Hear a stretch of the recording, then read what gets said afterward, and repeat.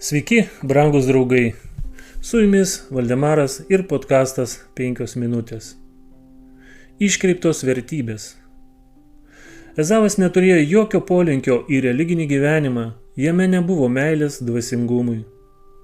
Reikalavimai, atėję kartu su dvasinė pirmagimystė, jam buvo nepageidaujami ir netgi nemalonūs apribojimai. Dievo įstatymas, kuris buvo sandoros su Abraomu sąlyga, Ezavui buvo kaip sunkus jungas. Užvaldytas savo naudiškumo, jis netroško nieko, išskyrus laisvės daryti, ką nori. Jam džiaugsmas buvo jėga ir turtai, puotos ir pasilinksminimai.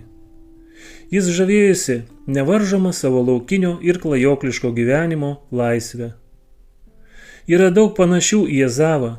Jis atstovauja tokią grupę, kuri turi ypatingas ir vertingas palaimas, kaip antai amžinąjį paveldą, gyvybę, kuri yra tokia ilgaamžė, kaip ir Dievo, visatos kūrėjo, neišmatuojama laimė ir amžina šlovė, tačiau kurie taip ilgai nuolaidžiavo savo apetitams, aistroms ir polinkiams, kad prarado sugebėjimą atskirti ir įvertinti amžinuosius dalykus.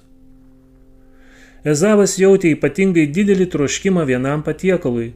Jis taip ilgai savo nuolaidžiavo, kad jau nebejautė jokio poreikio nusisukti nuo šio gundančio ir geidžiamo maisto.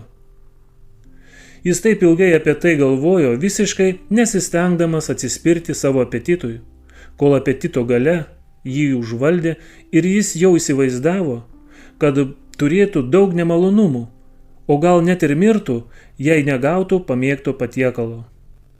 Kuo ilgiau jis apie tai mąstė, tuo stiprėjo jo troškimas, kol jo pirmagimystės teisė, buvusi šventa, neteko savo vertės ir šventumo. Ezavas patyrė savo gyvenimo krizę, nieko apie tai nenujausdamas.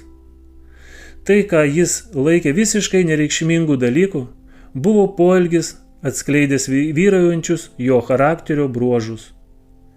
Tai parodė jo pasirinkimą, parodė, kaip jis iš tiesų vertina tai, kas buvo šventa, kas turėjo būti šventai puoselėjama. Dėl mažo nuolaidžiavimo esamoms reikmėms jis pardavė savo pirmagimystės teisės, o tai nulėmė po to ir visą likusio gyvenimo kryptį. Ezavas atstovauja tuos, kurie neparagavo jiems skirtų privilegijų, nupirktų jiems už begalinę kainą, bet pardavė savo pirmagimystės teisės dėl kokio nors apetito tenkinimo ar meilės turtams. Su jumis buvo Valdemaras ir podkastas 5 minutės.